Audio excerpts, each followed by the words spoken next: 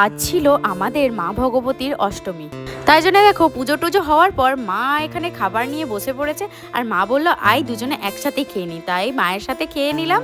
তারপরে যেহেতু সারাদিনটা অনেক বিজি ছিলাম তাই অন্য কোনো ফুটেজ নেওয়া হয়নি। তারপরে দিন দেখো আমাদের নবমী, তো নবমী পুজোর জন্য এখানে চলে এসেছিলাম পুজো দিতে।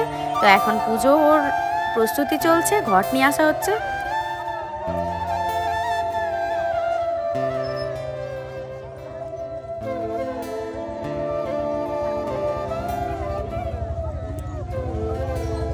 তারপর এখানে যাদের যাদের মানত করা থাকে তারা তাদের নিজের নিজের মানত পূর্ণ করে।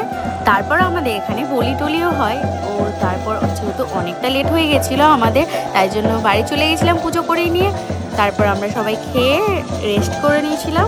তারপর বিকেলে সব কাজ টাজ কমপ্লিট করে আমরা সবাই মিলে প্ল্যানিং করলাম যে আজকে রন্ডিয়া ঘুরতে যাব। তারপরে দেখো আমরা সবাই রেডি হয়ে বেরিয়ে পড়েছি এখানে রন্ডিয়া ঘুরতে যাওয়ার জন্য।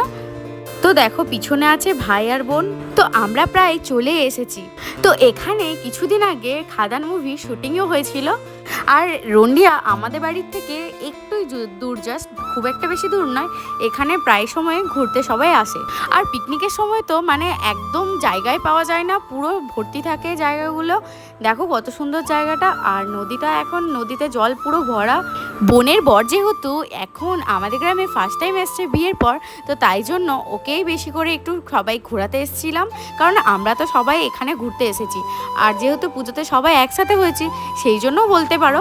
বিকেলের দিকে সবাই এখানে প্রায়ই ঘুরতে আসে। তো এখন দেখো অনেকে ঘুরতে এসছে, দেখো এখানে কত বাইক রাখা আছে, আমরাও এখানে বাইকটা পার্ক করে দিয়েছি সবাই। তারপরে দেখো আমরা সবাই চললাম সিঁড়ি দিয়ে নদীর একটু নিচে দিকে, জলটা একটু নিচেই ছিল যেহেতু গেট খোলা ছিল না।